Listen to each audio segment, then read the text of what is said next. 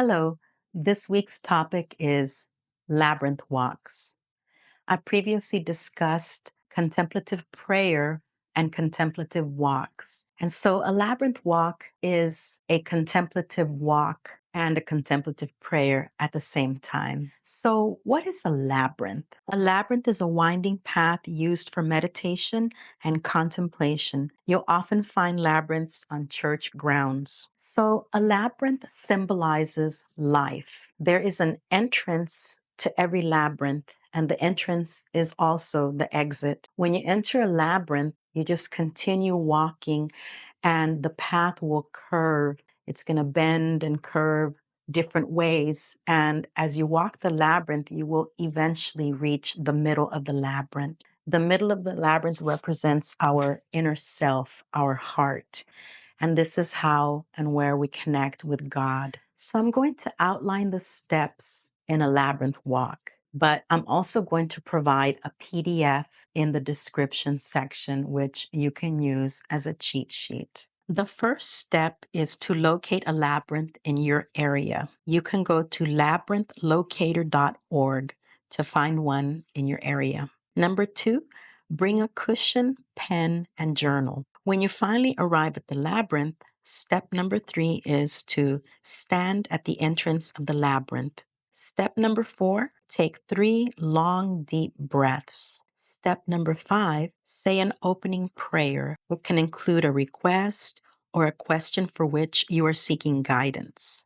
Step number 6, enter the path and walk as slowly as you can in silence. Step number 7, when you reach the center, remain there for several minutes until you intuit that you're ready to exit the labyrinth. Step number 8, walk the opposite way to exit the labyrinth. See the PDF if you're not sure how to exit. Number 9, say a closing prayer when you reach the exit. Number 10, sit in a comfortable place to journal about your experience. So, what have I gotten out of these labyrinths? Since a labyrinth walk is a contemplative prayer, I've often received insights about requests that I've made to God, prayers that I've made to God as well. And I don't know how to explain it other than it's just a very intuitive thing. When I'm in that contemplative space, when I'm walking, when I'm in silence, I'm undisturbed, when I'm connecting with the divine, the answer usually comes through my intuition. There have been times that I walk the labyrinth and I don't receive an answer right away, but within a day or two, I receive an answer to whatever was on my mind. I tend to go to the labyrinth when I need to make important decisions in my life.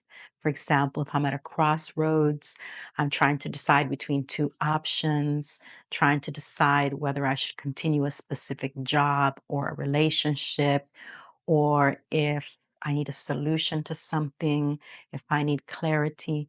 These are just a few examples of what I get out of doing labyrinth walks. I tend to get answers to those types of questions.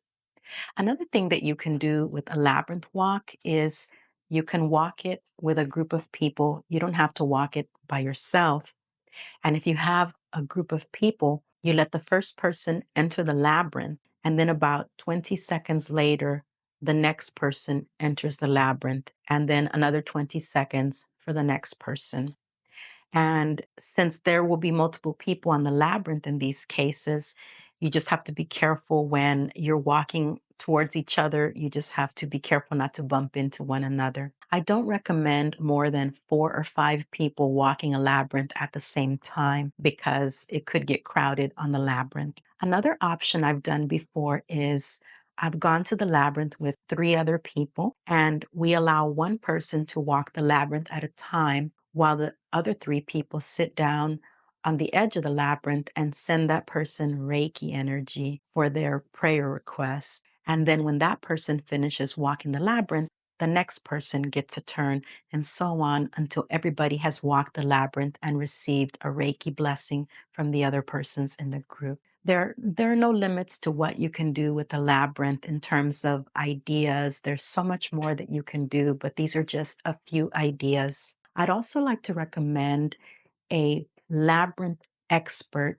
Her name is Lauren Artress, and she has written books about labyrinths. You can order those online, and her website includes a lot of information, a lot more detail about all the nuances of labyrinths. If you do not have a labyrinth anywhere near you, I have another wonderful idea for you. A friend of mine knows how much I love walking the labyrinth, and for one of my birthdays, she gave me a small handheld labyrinth made of metal. And it comes with a little stick, and you put the stick on the labyrinth and follow the path of the labyrinth by hand.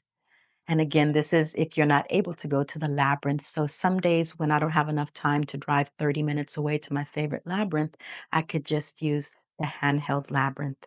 You can order these online, and they make good gifts for people who love walking labyrinths like me. As a reminder, self-care requires a positive mindset. I invite you to read the 3 affirmations below from last week and pause as long as necessary to let them sink in. Repetition is important to allow them to become a part of our consciousness. I am worthy of receiving the best self-care.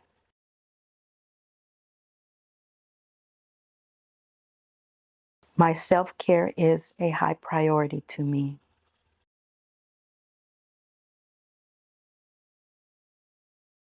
I give myself a high level of self-care. I hope that this week's self-care tip on labyrinths has been helpful. I encourage you to get out there and walk a labyrinth in this beautiful spring weather. Thank you for tuning in this week, and I will have another tip for you next Tuesday. As always, I send you love, light, and blessings. Hi, my name is Rosalinda Martinez. I'm a retreat leader at Empowerment Light. If you'd like to get connected with more tools and resources to help you on your journey, please see my website in the description section. As always, like and subscribe if you like this video. Look forward to a new video every Tuesday.